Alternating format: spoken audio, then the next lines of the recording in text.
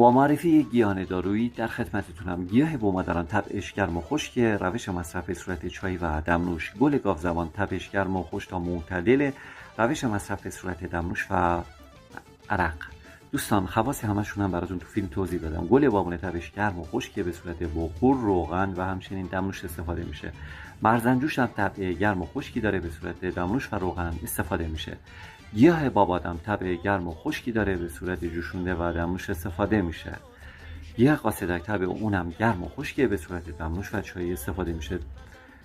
خواصش هم که کامل تو فیلم نوشتم براتون توضیح دادم. گیاه سرلب طبع اونم گرم و خشکه، به صورت دم کرده میتونید ازش بهره ببرید. گیاه خاکشیر هم که دوگان است، آب سرد مصرف کنی ضد اسهال، طبع سرد آب گرم مصرف کنی ملین ضد یبوسته. گیاه شابانک رو به صورت خام میتونید بخورید، شنگی هم که براتون توضیح دادم. این پست رو ذخیره کن و بفرست برای دوستان. با معرفی یک گیاه دارویی در خدمتتونم. گیاه بومداران طبعش گرم و خشک، روش مصرف به صورت چای و دمنوش. گل گاوزبان طبعش گرم و خشک تا معتدل، روش مصرف به صورت دمنوش و عرق.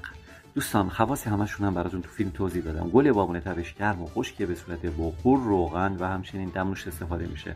مرزنجوش هم طبع گرم و خشکی داره، به صورت دمنوش و روغن استفاده میشه. گیاه بابادم طبع گرم و خشکی داره، به صورت جوشونده و دمنوش استفاده میشه. گیاه قاصدک طبع اونم گرم و خشکه، به صورت دمنوش و چایی استفاده میشه. خواصش هم که کامل تو فیلم نوشتم براتون توضیح دادم. گیاه سرلب طبع اونم گرم و خشکه، به صورت دم کرده میتونید ازش بهره ببرید. گیاه خاکشیر هم که دوگان است، آب سرد مصرف کنی ضد اسهال، طبع سرد آب گرم مصرف کنی ملین ضد یبوسته. گیاه شابانک رو به صورت خام میتونید بخورید، شنگی هم که براتون توضیح دادم. این پست رو ذخیره کن و بفرست برای دوستان.